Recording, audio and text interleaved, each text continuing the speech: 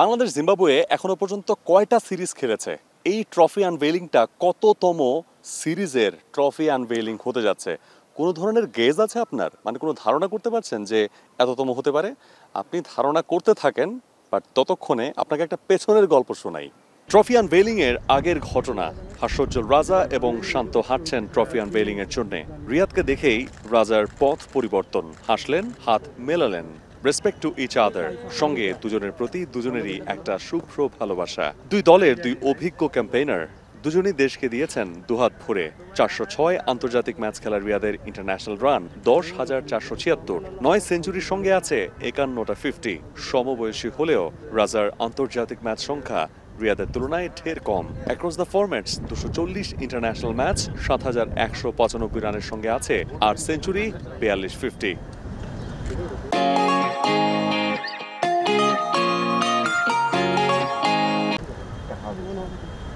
একসঙ্গে খেলার অভিজ্ঞতা সখ্যতা বাড়িয়েছে বেশ, ছড়িয়েছে হাসির রেশ। তবে দুজনের হাসির দুই রকম অর্থ আপনি চাইলে খুঁজতেই পারেন। রিয়াদের সামনে বিশ্বকাপ, রাজার সেই মঞ্চ মিস করার আক্ষেপ। বাংলাদেশের জার্সি গায়ে রিয়াদের প্রস্তুতি ইউএসএ উইন্ডিজ মল্লুকে বিশ্বকাপ খেলার। রাজাদের প্রস্তুতি আগামী বিশ্বকাপে কিভাবে কোয়ালিফাই করা যায়। বছরের প্রথম সিরিজটা লঙ্কানদের বিপক্ষে বাংলাদেশ হেরেছে 2-1। বিশ্বকাপে যাওয়ার আগে জিম্বাবুয়ের বিপক্ষে সিরিজ জিতে আত্মবিশ্বাস বাড়াতে চায় শান্ত বাহিনী।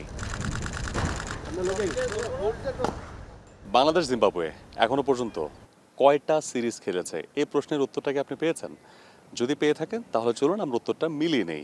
Across the formats Bangladesh Zimbabwe এখনো পর্যন্ত 36টা সিরিজ খেলেছে। এই সিরিজটা হতে যাচ্ছে বাংলাদেশের 37তম সিরিজ, মানে জিম্বাবুয়ের বিপক্ষে, অর্থাৎ 37তম ট্রফি আনভেইলিং। আপনি যদি শুধু টি-20 খুঁজতে চান তাহলে এর আগে 7টা সিরিজ বাংলাদেশ খেলেছে, 3টা সিরিজ বাংলাদেশ জিতেছে।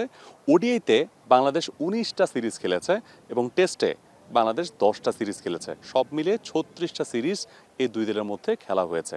বাংলাদেশ 19টা সিরিজ জিতেছে।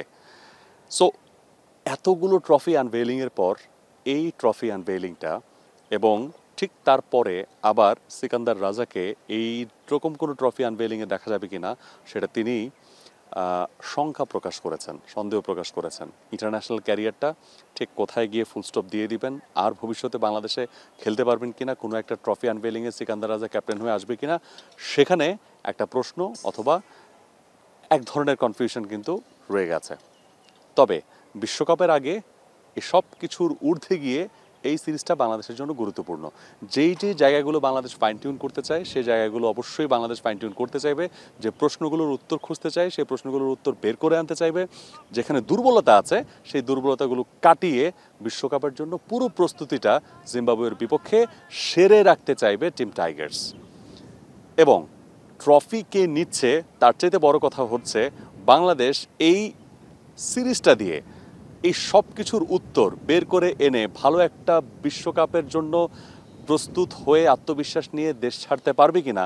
আমার কাছে মনে হয় কোচ এবং টিম ম্যানেজমেন্ট প্রত্যেকেই সেই বিষয়টাই আসলে ভাববেন, চাইবেন। চট্টগ্রামের জহুর আহমেদ চৌধুরী স্টেডিয়াম থেকে Mahfuz Alam, T Sports. For more updates, subscribe to our YouTube channel and click on the bell icon. Follow us on Facebook and Instagram. Download T-Sports app to enjoy exciting games and highlights. Visit tsports.com.